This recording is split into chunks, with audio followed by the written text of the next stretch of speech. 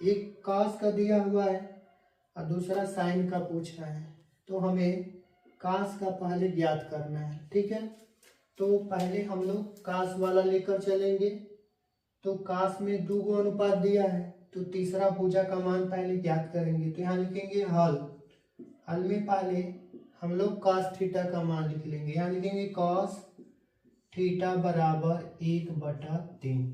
ठीक है, इस प्रश्न को लिखने के बाद हमें एक समकोण त्रिभुज बना लेना है। ठीक है, समकोण त्रिभुज का नाम दर्शा देंगे ABC। अब कास का यदि अनुपात में पढ़ते हैं फार्मूला यानी कि सूत्र याद करते हैं, तो कास थीटा बराबर होता है आधार बटा कण। याद रखिएगा कि जो अनुपात में सूत्र होता है कास का, वो आधार बटा कण होता है। तो आधार देखा जाए तो इसका ऊपर वाला पहले ऐसे पढ़ते हैं आधार और फिर बटा में कण। तो आधार ऊपर वाला है तो यहाँ आधार की जगह पे भर लेंगे। ये जो B से C के बीच की दूरी है इसको हम आधार पढ़ेंगे। ठीक है, और A से C की जो बीच की दूरी है उसे हम कण पढ़ेंगे। तो कण की जगह पे 3 भर देंगे, और A से B के बीच की दूरी नहीं दिया है यानी कि लंब नहीं दिया है, लंब का मान ज्ञात करेंगे।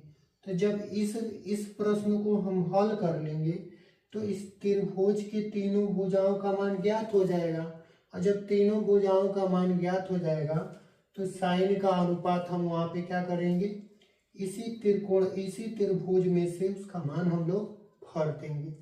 तो चलिए इसको हम लोग हल करते हैं। पहले क्या करेंगे, यहाँ लिखेंगे समकोण त्रिभुज ABC में। अब हमें समकोण त्रिभुज ले लिए हैं, तो यहाँ पे लिख लेंगे समकोण त्रिभुज ABC में। अब क्या करेंगे, यहाँ पाइथागोरस का प्रमेय कर लेंगे, यानी कि पाइथागोरस का सूत्र यहाँ पे लगाएंगे। तो यहाँ पे लिखेंगे पाइथागोरस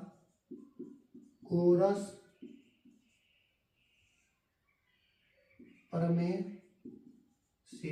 अब यहाँ पे हम लोग पाइथागोरस प्रमेय लिख लेंगे, और पाइथागोरस प्रमेय के अनुसार हम तीसरी भुजा का मान ज्ञात करेंगे। तो यहाँ लिखेंगे कण का स्क्वायर बराबर लंब का स्क्वायर प्लस आधार का स्क्वायर, ये हो गया।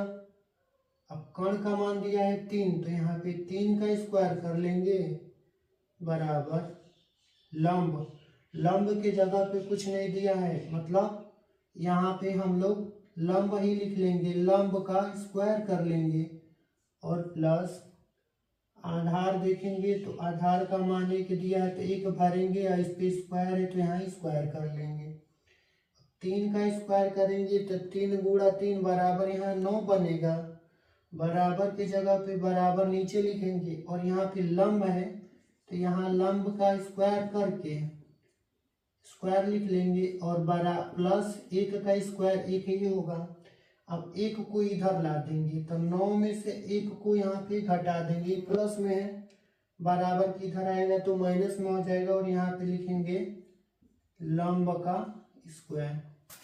यहाँ पे 9 में से 1 घटाएंगे तो 8 आएगा, और यहाँ पे लिखेंगे लंब का स्क्वायर। अब यहाँ पे स्क्वायर हटाएंगे तो इधर आएगा तो रूट बनेगा, यहाँ 8 हो जाएगा, और यहाँ लिख लेंगे लंब। ठीक है, अब क्या करेंगे, इसका वर्गमूल ज्ञात करेंगे।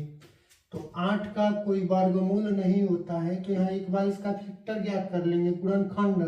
तो 2 से 8 में भाग देंगे 4 आएगा, और 2 से 4 में भाग देंगे 2, 2 एकम 2, यानी कि इसके अंदर रूट का मान ज्ञात करेंगे 8 का। तो ये जो हमारा अभाज्य गुणनखंड है उसी को यहाँ पे लिख लेंगे 2 गुणा 2 गुणा 2, और बराबर में लंब, तो यहाँ पे लंब लिख लेंगे।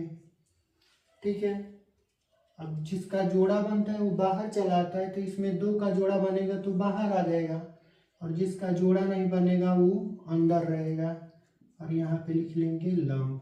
ठीक है, तो ये लंब का रहा मान, ये हमें लंब, तो यहाँ पे 2 अंडर रूट 2 लंब आ गया, अब मान किसका ज्ञात करना है, तो अब तीनों भुजाओं का मान जब ज्ञात हो गया तो हम साइन थीटा का मान यहाँ आसान तरीके से ज्ञात कर लेंगे। लिखेंगे साइन थीटा बराबर, यहाँ पे एक बार लिख लेंगे लंब और पूरा के बटा में होता है कर्ण।